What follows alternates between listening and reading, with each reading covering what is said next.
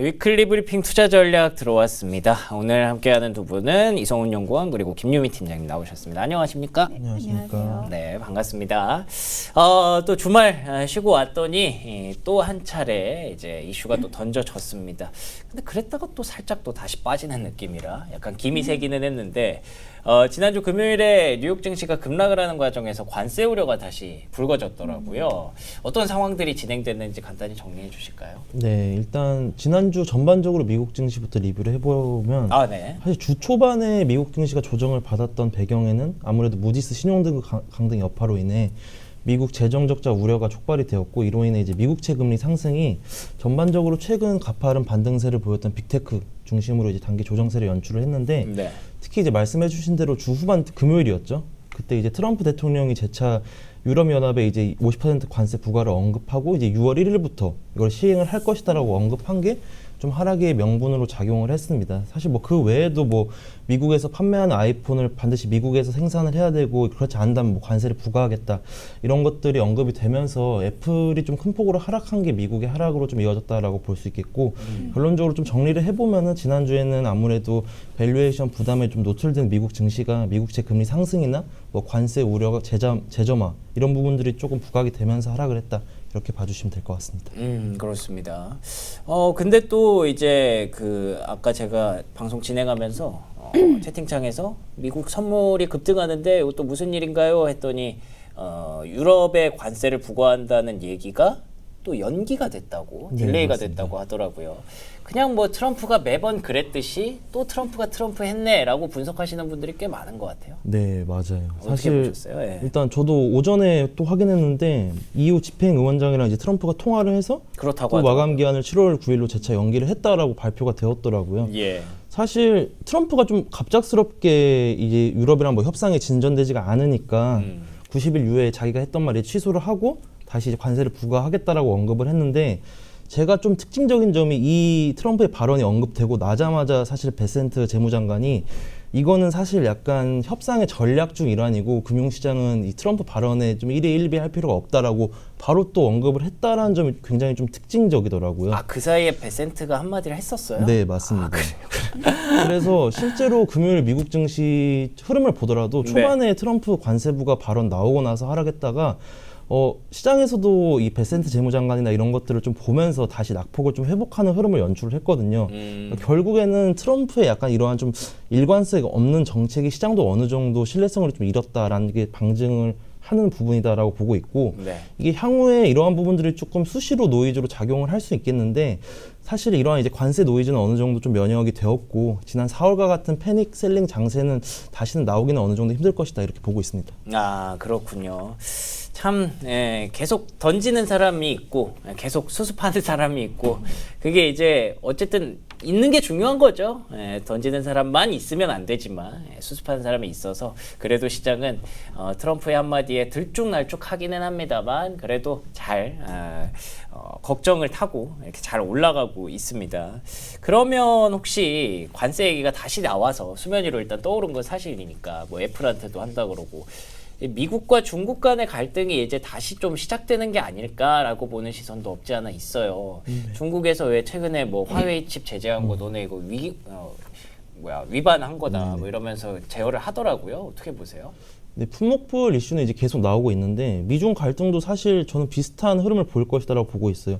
이번에 이제 돌발적인 유럽 갑자기 관세를 부과하겠다라는 것처럼 트럼프 특유의 약간 내재적인 변동 불확실성을 좀 감안을 한다면 뭐 언제든지 중국이랑 협상이 진전되지 않는다라는 명분하에 갑자기 단기적으로 이게 노이즈로 작용을 할 수 있긴 한데, 사실 이게 트럼프 일기랑 조금 달라진 점이 중국의 미국에 대한 스탠스가 굉장히 좀 강경한 스탠스를 유지한다는 점이 좀 다르다라고 보고 있습니다. 트럼프 일기 이제 미중 무역 갈등 이후에 사실 중국의 미국의 대외 의존도가 굉장히 좀 어느 정도 감소를 한 부분도 있고요. 그리고 이러한 이제 관세 전쟁과 같은 게 계속 이제 트럼프를 중심으로 수면 위로 올라올수록 오히려 중국은 이걸 또 레버리지 삼아서 다른 이제 여타 국가들이랑 대외 통상 활동을 좀 확대할 수 있는 명분으로 작용을 할 수가 있거든요. 이게 사실 미국도 이를 분명히 인식을 하기 때문에 중국한테 섣불리 이렇게 또 관세 전쟁을 조금 표면으로 드러내기는 아직까지는 시기상조다라고 보고 있고, 과거 트럼프 1기 당시만 보더라도 2018년 12월에 이제 관세 협의가 되고 다시 이제 협상 결렬된 시점이 19년도 5월이었거든요. 예. 시기적으로 보더라도 아직 한 달도 안 됐기 때문에 아직까지는 이게 미중 갈등이 재점화될 가능성은 현재로서는 좀 낮다라고 보고 있고 오히려 미중 관세가 합의했음에도 불구하고 관세가 어느 정도 30% 정도로 하고 있잖아요. 네. 이게 실효 관세율이 어느 정도 높기 때문에 오히려 시장에 조금 변동성을 자아낼 수 있는 요인은 이제 6월의 관세발 영향이 조금 반영이 될 수 있는 경제 지표가 되지 않을까라고 개인적으로 생각을 하고 있습니다. 알겠습니다. 뭐 신경 쓸 게 계속 왔다 갔다 해요. 예, 뭐 감세 갔다가 채권금리 갔다가 관세 갔다가 또다시 경제지표 갔다가 당분간 이렇게 어려운 그런 구간을 좀 지나가야 될 것 같은데 아무래도 시장 밸류에이션도 좀 올라오고 하다 보니까 고민이 계속 지속되는 것 같습니다. 그런 것들을 우리 김유미 팀장님과 함께 한번 단순하게 정리를 해보았으면 좋겠어요. 일단은 지난주에 나타났던 가장 큰 특징 중에 하나가 채권금리 상승이었고 이와 동시에 나타난 게 달러와의 또다시 그렇죠. 약세였거든요. 네, 맞아요. 예, 달러 인덱스가 다시 99까지 내려와 있습니다. 그 배경에 대해서 먼저 좀 클리어하게 정리를 해주실 수 있을까요? 일단은 미국 달러가 약세인 이유는 미국 성장이 지금 둔화되고 있다라는 점이 가장 핵심이고 그리고 트럼프 정책에 대한 불확실성이라던가 그쵸. 그다음에 재정 적자에 대한 우려 등이 상대적으로 미국 자산에 대한 투자 매력도를 좀 낮추고 있는 게 아닌가. 그러니까요. 그렇지 일정 부분 약간 신뢰도에 대한 저하 이런 우려 등이 달러 약세 요인으로 작용하고 있다라고 보시면 될 것 같고요. 근데 우리가 보통 달러 인덱스를 전망을 할 때 많이 인용되는 게 이제 달러 스마일 이론이라는 걸 많이 해요. 그 얘기 가끔 하더라고요. 왜 맞아요. 미국 경제가 다른 국가에 비해서 월등하게 좋거나 아니면 경기가 침체를 보일 땐 달러가 강한데 미국 경제가 약간 애매할 때 있거든요. 지금이 그런 상황이잖아요. 그러면 일정 부분 성장이라는 부분 측면에서도 지금은 달러가 약세를 보이는 구간이다라고 보시면 될 것 같습니다. 그렇군요. 달러가 항상 강했잖아요. 최근에 몇 년 동안 계속 좋았기 때문에 뭐 이런 게 사실 잘 적응은 안 됩니다만 이런 시기도 가끔은 옵니다. 그리고 또 오니까 또 뭐 미국의 어떤 저성장 우려라든지 이런 것도 다 같이 개입이 되는 것 같고요. 실제로 그런 그 배경으로 얘기하는 사례들이 몇 가지가 있는데 첫 번째로는 재정 적자 우려잖아요. 그렇죠. 네, 이게 지난주에 또 무디스의 신용등급 강등으로 이슈화가 또 됐었고요. 감세안까지 통과된 걸 보니까 이게 계속 적자는 늘어날 수밖에 없다라는 분석들이 지배적인데 어떻게 보세요? 어쩔 수 없는 게 지금부터는 모든 국가가 금리를 많이 못 낮추잖아요. 그렇죠. 예전에는 금리를 낮춰서 약간 레버리를 통해서 성장을 하거나 그쵸. 자본시장을 가는 흐름이었다면 금리를 못 낮추기 때문에 국가들이 이제 재정을 풀어서 성장을 유도할 수밖에 없습니다. 예. 그래서 모든 국가가 재정 건전성에 대한 얘기가 나올 수밖에 없는 상황이다라고 보시면 돼요. 그러면 이제 미국도 비슷한 흐름인데요. 지난주에 보시면은 감세안이 어떤 때는 하원을 통과하면서 재정 적자가 그럼 더 확대가 되면 미국 자산에 대한 신뢰도가 더 저하되지 않겠냐라고 얘기를 하고 있는데 아마 상원 가서는 조금 이제 불확실성이 높습니다. 그래요? 네, 왜냐하면은 하원 통과할 때도 공화당 안에서 강경파들이 좀 반대를 했고 예. 저소득층에 대한 어떤 그런 안에서도 불리하기 때문에 민주당도 반대를 하고 있거든요. 그러면은 이 상원 통과까지는 조금 마찰음이 생길 수 있고 그 내용 측면에서 보면은 규모라던가 내용들의 일부 수정안들이 조금 불가피하지 않을까라고 보고 있어요. 그렇군요. 그러니까 일단 첫 번째로 우리가 생각해야 될 게 재정 적자 우려, 각국의 재정 적자에 대해서 계속 얘기가 앞으로도 나올 수밖에 없는 불가피한 그렇죠. 상황이라고 봐야 맞아요. 되는 게 첫 번째고요. 그리고 두 번째는 그걸 또 이제 막는 과정이 분명히 진행이 될 그렇죠. 테니까 너무 안 좋게만 볼 건 아니다. 왜냐하면 이미 안 좋은 걸 경험했기 때문에 그렇죠. 일부 내용 수정을 하다 보면은 이러한 대한 우려감들이 완화되거나 좀 학습 효과들이 완충해 줄 수 있겠죠. 이제. 그러네요. 트럼프식 전략도 그거잖아요. 완전 안 좋은 걸 던져놓고 그렇죠. 조금만 완화시켜줘도 맞아요. 결국엔 플러스 마이너스 되면 마이너스인데 사실 좋아 보이는 효과. 모든 게 다 항상 최악의 상황을 가정하고 예. 조금씩 조정을 하면서 완충해가는 그런. 그러네요. 근데 이런 것들을 아까 또 얘기하셨지만 그 각국이 이제 금리 인하가 좀 어려운 상황이라서 더 부각이 되는 것 네, 같은데 맞아요. 그냥 그런 거 다 없애고 금리 인하 해주면 또 되는 일이긴 하잖아요. 맞아요. 근데 안 해주려고 하니까 언제쯤 해줄 수 있을까요? 이게 지금 보면은 시장에서는 이제 금리 인하에 대한 기대감들이 연내 2차례에서 한 차례 못할 많이는 수도 있다라는 낮아졌어요. 얘기도 있는데요. 예. 저희는 아직까지는 그래도 하반기에 2차례 정도는 가능하지 않을까라고 보고 있어요. 왜냐하면은 지금의 금리 인하가 약간은 보험성 성격이다. 그렇다고 본다면 물가지표들이 그래도 지금 둔화되고 있을 때 어쨌든 성장이 둔화된다라고 했을 때 그 대응 차원에서 할 수 있지 않겠냐라는 게 있습니다. 그러네요. 예, 근데 지금 연준 위원들 입장에서는 지금 금리 인하를 시사했다가는 기대 인플레이션이 또 올라갈 수 있기 때문에 계속 부담스럽죠. 그렇죠. 신중한 발언을 내놓는데 근데 국채 금리가 급등을 하면 지난주도 보시면 알겠지만 원로 이사가 금리 인하를 할 수 있어. 약간 이런 식으로 약간 왔다 갔다 할 수 있죠. 예, 그런 것들이 계속 나올 것 같아요. 금리가 워낙에 높은 구간에 그렇죠. 있으니까. 맞아요. 예, 그래서 그거를 우리가 어떻게 보면 마지막 그 필살기 같은 느낌으로 보유를 하고는 있는데, 근데 그런 걸 알면서도 금리가 계속 올라가니까 불안한 거거든요. 그렇죠. 맞아요. 그러면은 혹시라도 만에 하나 이 채권 시장이 뭐 붕괴되고 진짜 시장이 무너질 가능성까지는 높진 않겠지만 어느 정도라고 보세요?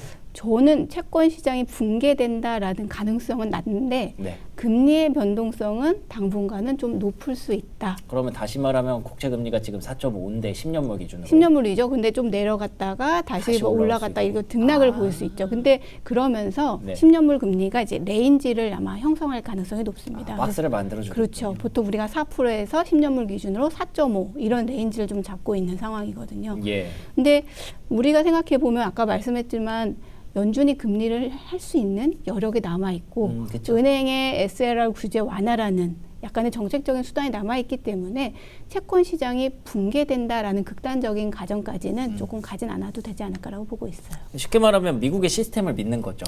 그렇죠. 만약에 미국의 채권 시장이 붕괴가 된다라고 그러면 다른 채권 시장, 다른 나라 국가의 채권 계산할 것도 시장도 없죠. 사실 네. 쉽지는 않은 상황이에요. 예. 그렇기 때문에 지금 뭐 셀 아메리카라는 우리에게 굉장히 네. 낯선 단어들이 좀 나오고는 있습니다만 지금 어떤 흐름인 것 같아요. 단기적인 좀 흐름인 것 같고 이 흐름에 따라서 변동성 구간을 대응할 수 있는 그런 그렇죠. 전략이 좀 시장에서는 필요하다는 결론이 나옵니다. 그러면 이성훈 연구원과 국내 증시로 다시 돌아와 보면 결국에는 조선방산 원전이 계속 가더라고요.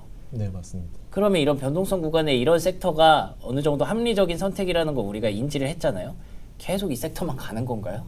근데 이제 최근에 사실 네. 증시 흐름을 보면 네.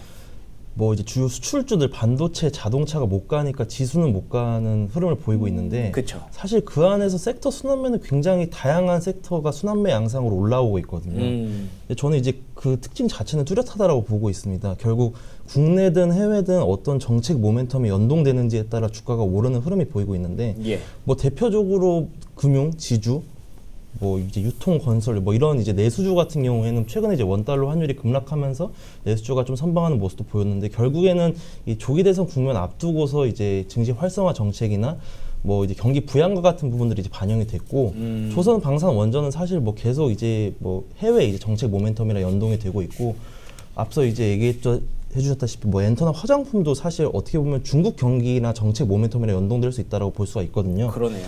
그래서 사실 결국 하반기에도 이러한 정책 관련된 업종들 위주로 순환매 양상이 나타날 것이다라고 보고 있기 때문에 오히려 저희 입장에서 선택의 폭이 조금 더 넓어졌다라고 볼 수 있을 것 같고요.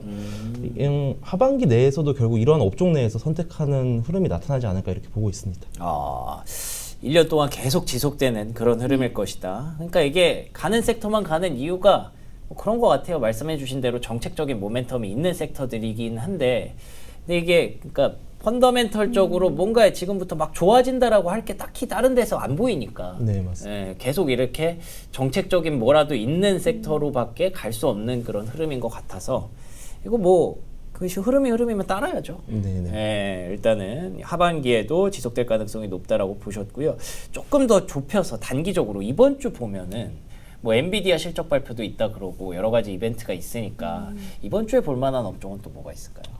사실 그 원전을 얘기 안 할 수가 없을 것 같은데 그렇군요. 앞서도 이제 얘기를 해주셨던 것 같은데 네. 지금 미국도 그렇고 국내도 그렇고 전 세계적으로 원전주에 대한 관심이 굉장히 뜨겁습니다. 난리예요, 진짜로. 그 배경부터 말씀드리자면 사실 대부분 아실 것 같은데 저번 주만 보더라도 사실 대표적인 탈원전 국가였던 독일을 비롯해서 이제 유럽 내에서도 이 탈원전 정책을 이제 폐기하겠다라고 이제 공식적으로 언급을 했고, 그리고 결정적으로 지난 주말에 이제 트럼프가 원자력 발전 용량을 이제 기존보다 현재 이제 4배 수준으로 올릴 것이다라고 얘기를 했는데 이게 예. 사실 거의 300기가와트 수준이거든요. 예. 대형 원전 한 기당 거의 이제 1기가와트라는 수준으로 본다면 굉장히 이제 큰 폭의 글로벌 어마어마하네요. 수요가 올라올 것이다라고 보고 있는데, 사실 약간 이제 국내 원전주가 기회가 될 것이다라고 보고 있습니다. 기본적으로 약간 조선 업종이랑 스토리가 좀 굉장히 비슷하다라고 생각을 하고 있고요. 주요 선진국들이 기본적으로 지난 10년간 이제 탈원전 기조를 이어가는 상황 속에서도 사실 국내 원전 기업들은 이제 어느 정도 견조한 원전 공급망이 완비가 된 상태이거든요. 예. 그리고 뭐 전 세계적으로 이제 원전을 신규로 수출할 수 있는 국가도 뭐 미국, 프랑스, 중국, 러시아, 한국 등으로 이제 국한이 되고 있는데 한국은 사실 뭐 경제성 측면이나 이제 납기일 준수 측면에서 유리하다라고 평가를 받고 있기 때문에 최근에 뭐 이제 트럼프발 모멘텀이나 뭐 SMR 그리고 이제 전반적으로 글로벌 원자력 수요가 증가하는 구간에서 원전주 같은 경우에는 하반기에도 이제 주도주 지위를 계속 유지할 것이다 이렇게 보고 있습니다. 아, 그렇군요.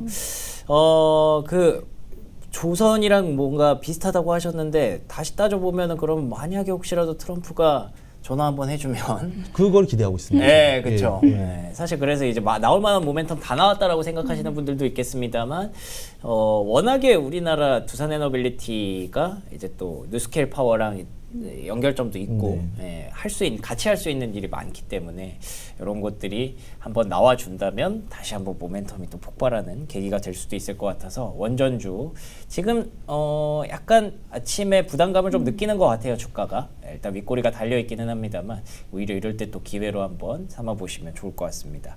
자, 그러면 이번 주 일정 한번 정리해보고 마무리하도록 하죠. 네, 이번 주 일정 같은 경우에는 일단 목요일 엔비디아 실적이 가장 중요할 것으로 보이고요. 그 외에 이제 경제 지표 측면에서 본다면 뭐 미시간대 소비자 심리 지수 그리고 PC 물가 지수가 예정이 되어 PC 있고, 있군요. 한국에서는 이제 금통위가 예정이 되어 있습니다. 네. 그리고 뭐 이러한 이제 지표들 외에도 사실 최근에 시장에 이제 흔들림을 야기했던 게 뭐 시장금리나 이제 환율이었는데, 금리나 이제 환율의 움직임도 좀 체크해 볼 필요가 있다 이렇게 보고 있습니다. 좋습니다. 이번 주에는 확실히 엔비디아가 가장 하이라이트가 될 것으로 보이는데, 아무래도 뉴욕 증시가 하루 쉬어가기 때문에 일단 국내에서 나올 수 있는 모멘텀 중심으로 한번 플레이를 해보시다가 PC 물가 데이터 그리고 금리 인하와 관련된 이야기들 계속 변동성과 불확실성은 있겠지만 그 안에서 긍정적인 모멘텀들을 한번 찾아가 보도록 하겠습니다. 자, 그럼 두 분과 함께한 위클리 브리핑 투자 전략 여기서 마무리 짓도록 하겠습니다. 두 분 오늘 좋은 말씀 고맙습니다. 네.